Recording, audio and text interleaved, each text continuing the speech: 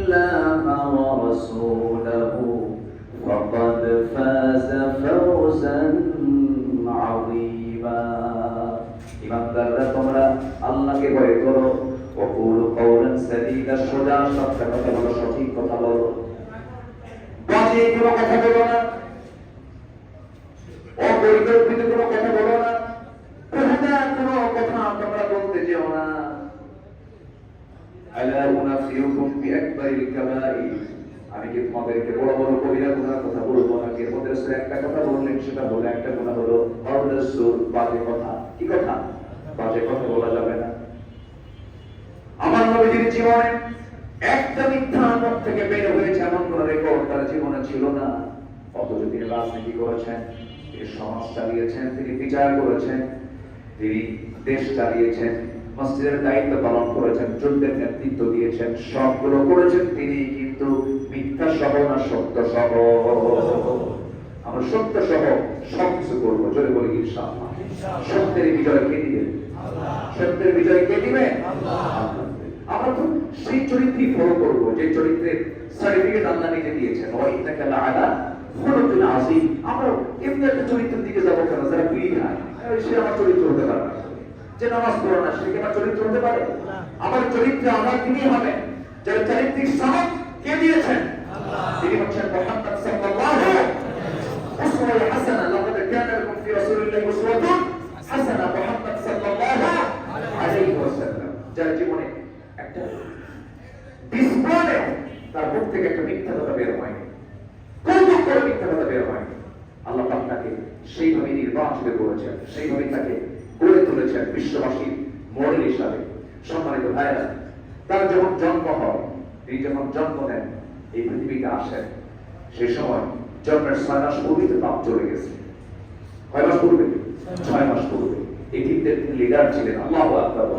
বিশ্বের সেরা মানুষ নাকি সাধারণ মানুষ না ইজিপ্ট মানুষ যখন তিনি জন্ম নেন সেদিন তিনি ইজিপ্ট পাপ নাই দেখেন আল্লাহ তাকে সম্মানটা কেমন করে দিয়েছেন আল্লাহ তো তাকে সিলেকশন করেছেন তাকে নবী করবেন তাকে মডেল বানাবেন বিভিন্ন সিরাত গ্রন্থে এই বর্ণনাগুলো পাওয়া যায় উনি যখন জন্ম নেন যে ঘরে জন্ম নেন মা আমেনার ঘরে তিনি পৃথিবীতে আসেন আবু তালেব ব্যক্তি নবীর সামনে দাঁড়িয়ে বলছে মুহাম্মদ তুমি তো আল্লাহর নবী হয়ে গেছো এখন উনি কিন্তু ঈমান আনেন নাই আবু তালেব কি ঈমান আনছে না কিন্তু রাসূলকে খুব মহব্বত করতেন ভালোবাসতেন কিন্তু আনুগত্য করতেন না কিন্তু ইসলাম চাই কি ইসলাম কি চাই বলেন আনুগত্য আগে চায় আগে আনুগত্য করো আনুগত্যের মধ্যে ভালোবাসা থাকবে আর আনুগত্যহীন ভালোবাসার কোনো মূল্য নাই তারা নবীকে বলতেছে আবু তালেব মুহাম্মদ তুমি তো আল্লাহর নবী হয়ে গেছো এখন কিন্তু আমি তোমাকে জন্মের সময় দেখলাম এটা কি সত্য কিনা জানি না কিন্তু আচ্ছা আপনি কি দেখছেন বলেন তো আমি লক্ষ্য করলাম তোমার জন্মের 3 দিনের মাথায় সন্ধ্যার পর আমি তোমার বাড়িতে গেলাম তোমাদের ঘরের মধ্যে ঢুকলাম ঢুকে দেখি তোমার মা তোমার কাছে নাই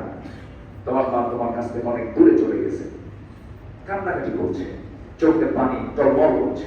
তোমাকে কোলে নিচ্ছে তুমি একা হাত পা নড়াচড়া করতেছে রাসূল বললেন চাচা আপনি কি দেখলেন বলেন এবার আবু তালেব বলছেন মুহাম্মদ সেই সময় দেখতে পেলাম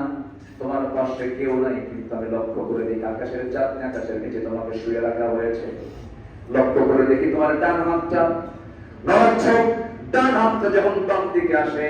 আমি লক্ষ্য করে দেখি আকাশের চাঁদটা ডান থেকে বাম দিকে আসে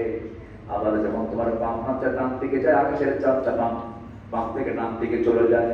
যখন তুমি তোমার দুটো হাত দিয়ে যখন নিচের দিকে টেনে আনতেছো আকাশের চাঁদটাও নিচের দিকে চলে আসতেছে আমি কি ভুল দেখলাম নাকি বলো আমি কি ভুল কিছু দেখেছি নাকি রাসূল বলেন চাচা আপনি যা দেখেছেন সত্যই দেখেছেন কারণ জন্মের পূর্বে আমার বাপকে হারাইছি আমার মা আমার যখন জন্ম হলো আমাকে দেখে আমার পৃথিবী কান্না থামাতে পারেন না কারণ সন্তানটা যা করে তুলে দেওয়া হবে সেই স্বামী তো দুনিয়াতে নাই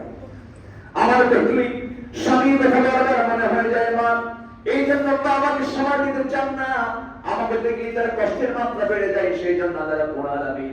আমাকে একাকী না রেখে ওই সময়টুকু আমার জন্য আকাশের চাঁদটাকে খেলনা বানায় দিয়েছিলে যদি বলি সুবহানাল্লাহ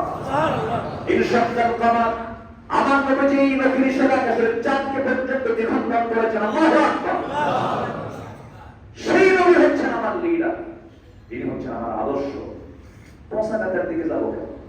পৌঁছার দিকে যাবো কেন? কালকে হিরো আজকে জিরো, সব শেষ হয়ে যাবে, কিন্তু আমার নবীর নেতৃত্ব আছে না নেই বলেন? সূর্য যতদিন আছে তার নেতৃত্ব ততদিন আছে, এবং তাকে দুনিয়াতেও লাগবে, কবরেও লাগবে, বিছানাও লাগবে, পুলসিরাতে লাগবে, আখিরাতে লাগবে, জান্নাতে যেতে লাগবে। অতএব সব ছাড়বো, নবীকে ছাড়বো না। বলে বলি ইনশাআল্লাহ।